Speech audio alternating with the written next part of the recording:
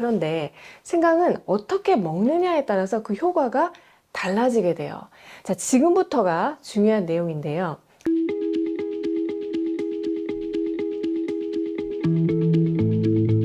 안녕하세요. 정산아이사 라이프 레시피 정나래입니다. 날씨가 쌀쌀해지면서 생강차 즐기는 분들 많으시죠? 매콤한 생강차 한 잔 마시고 나면 이렇게 몸이 후끈 더워지는 느낌도 있고 또 땀이 살포시 나기도 하는데요. 생강차도 제대로 알고 마셔야 건강에 도움이 될 수가 있습니다. 오늘은 여러분이 꼭 알고 있어야 할 생강차의 부작용도 알려드릴 거고요. 언제 어떻게 먹어야 약이 될 수 있는지 생강차로 식사하는 방법 알려드릴게요. 이거 어제 산 흑생강인데요. 자, 생강은 한의학적으로 맛이 맵고 따뜻한 성질이 있는데 가장 중요한 식치 효능이 차가운 기운을 몰아낸다는 거예요. 그래서 냉에서 생기는 병, 냉증을 치료하는 성향이라고 할 수가 있습니다. 생강은 배가 차고 소화가 안 되는 증상이나 손발이 차가운 수족냉증, 찬바람 불면은 머리가 아픈 냉성 두통, 그리고 어깨, 무릎이 시리고 아픈 관절통 등을 치료하는데 오래전부터 아주 중요한 약재로 쓰여왔는데요. 크게 두 가지 작용을 합니다. 하나는 기운을 위로 끌어올려서 냉기를 밖으로 발산시키는 작용이고요. 다른 하나는 아궁이에 군불 떼듯이 속을 따뜻하게 덮이는 온리 작용이에요. 냉기를 안팎으로 다 다스리는 건데요. 그런데 생강은 어떻게 먹느냐에 따라서 그 효과가 달라지게 돼요. 자, 지금부터가 중요한 내용인데요. 생강을 생것 그대로 이렇게 먹으면 몸을 후끈 달아오르게 하면서 몸 바깥쪽의 냉기를 밀어내는 발산작용이 강하기 때문에 어떤 상황에서 좋겠어요? 감기 기운을 쫓는데 최고겠죠. 감기 초기에 미열이 있고 목도 칼칼하고 콧물 훌쩍할 때 생강을 끓여서 꿀을 넣고 생강 꿀차를 마시면 땀이 살포시 나면서 해열이 되는 그런 효과가 탁월합니다. 그런데 평소에 기운이 없고 감기도 아닌데 몸을 따뜻하게 한다고 생강차를 매일 마시면 발산작용 때문에 오히려 기운을 더 뺏길 수 있는 면도 있어요. 자, 반면에 생강을 생것 그대로 쓰지 않고 말릴 수가 있죠. 말리게 되면은 발산작용은 줄어들고 속을 따뜻하게 덮이는 온리작용이 증가합니다. 이게 말린 생강인데요. 슬라이스해서 햇볕에 말려도 되고요. 또 이제 식품 건조기에 말려도 되는데 보통 생강은 생강이라고 하고 이렇게 말린 생강은 건강이라고 합니다. 건강은 아궁이 군불 떼듯이 몸속을 따뜻하게 덮이기 때문에 특히 어떤 분들에게 좋으냐면 평소에 배가 차가운 사람, 또 배가 차면 제가 손발도 차가워진다고 말씀을 드렸었죠. 손발이 차가운 수족냉증이 있는 사람, 그리고 차가운 과일이나 채소를 먹고 나면은 배 아프고 설사해요.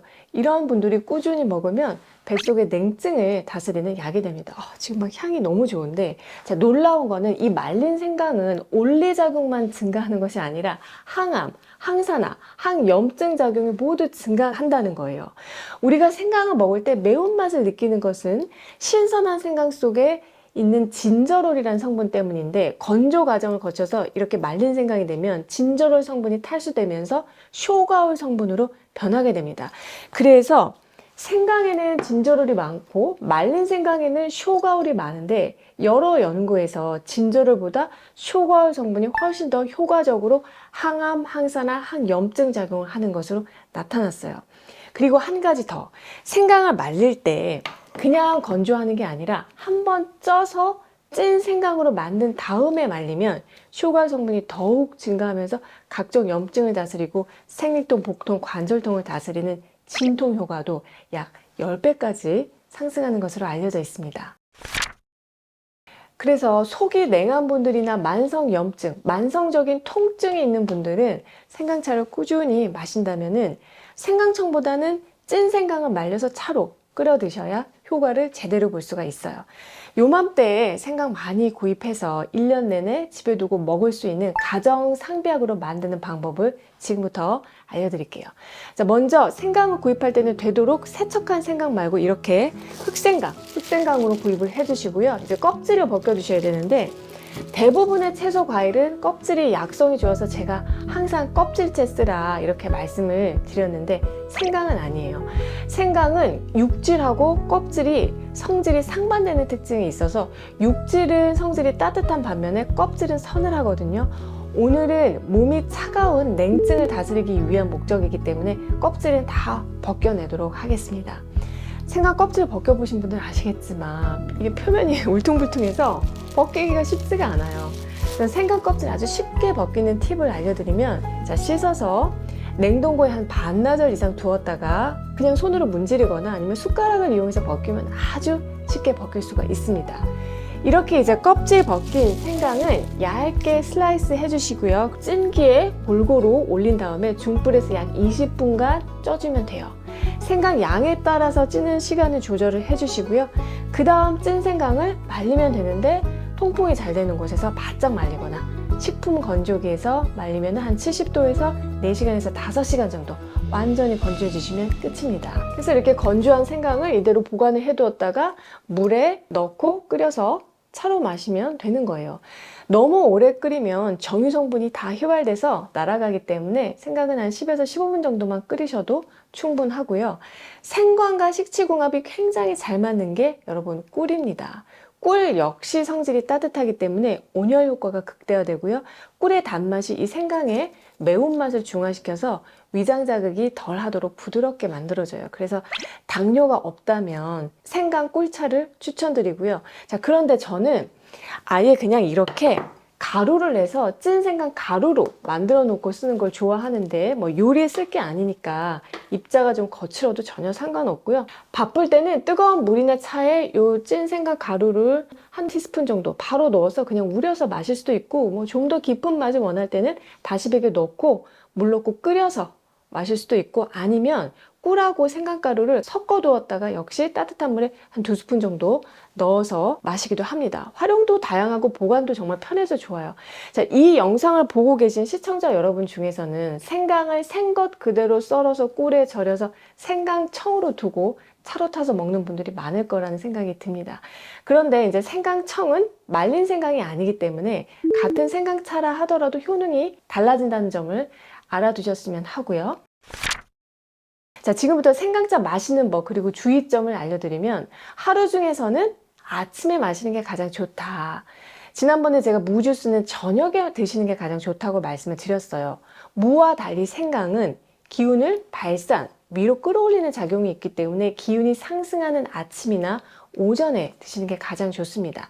만약에 당뇨가 있거나 혈당 조절이 필요하다면 꿀을 넣지 말고 그냥 말린 생강만 물에 넣고 끓이거나 생강가루를 꿀에 재지 말고 따뜻한 물에 가루만 연하게 타서 드시는 게 좋겠고요. 근데 물에 생강만 넣으면 좀 너무 맛이 없을 수 있잖아요. 또 팁이 있는데, 레몬을 함께 넣어서 드시면 상큼한 맛이 더해져서 매운맛하고 중화가 되고요. 레몬의 풍부한 비타민 C하고 구연산 성분이 생강의 항염 성분하고 시너지 효과를 낼 수가 있어서 또 생강과 또 다른 좋은 궁합이 됩니다. 그리고 이제 또 다른 주의점으로, 생강이 수분이 많아요. 그래서 변하기가 쉽고 곰팡이가 나거나 썩는 경우가 종종 있는데요. 다른 식재료의 경우에는 그 부분만 도려내고 드시기도 하는데, 생강은 그렇게 하면 안 되고요. 그냥 그대로 버리시는 게 좋습니다. 생강에서 곰팡이가 피면 사프롤이라는 성분이 나오게 되는데, 이것이 우리 몸에 들어가서는 발암물질로 작용할 수가 있기 때문이에요. 곰팡이가 조금이라도 피면은 건강을 위해서는 그냥 과감하게 버리고 좋은 생강을 드셔야 하고요. 또 생강은 약성이 강한 편이에요. 그래서 생것으로 먹을 때는 발산작용이 굉장히 강하기 때문에 평소에 기운이 없고 또 혹은 몸이 건조한 분들이 생강차를 과잉으로 섭취하면 땅구멍으로 기가 다 새어나가거나 아니면 진액이 탈수돼서 기운이 더 처지고 건조증이 더 심해질 뿐만 아니라 집중력 또한 떨어질 수가 있습니다. 자, 생강을 말려서 또 생강차로 드시는 경우에는 온리작용이 강하다고 말씀드렸죠. 그래서 체질적으로 열이 많은 분들이 지속적으로 섭취하게 되면은 두통이나 피부 트러블 같은 부작용이 있을 수도 있어서 이런 분들은 장복을 권하지 않고요. 생강이나 말린 생강 모두 급성 편도선염, 급성 위염, 급성 식도염 같은 급성 염증에는 피하셔야 하고, 임산부의 경우에도 주의가 필요합니다.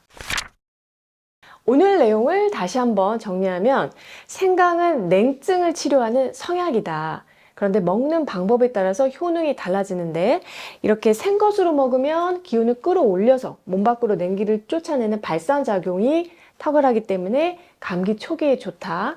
그런데 생강을 한번 찐 후에 말린 생강으로 먹으면 오히려 몸속을 따뜻하게 덮이는 온리작용이 증가해서 배가 차가운 냉증이나 복통, 또 생리통, 관절통 같은 각종 통증에 진통 효과가 증가하고 항암, 항산화, 항염 작용이 증가한다고 말씀드렸고요. 그래서 이렇게 건강으로 만드는 방법, 그리고 아예 이렇게 찐 생강가루로 만들어서 가정 상비약으로 활용할 수 있는 식치 레시피, 그리고 주의점까지 알려드렸어요.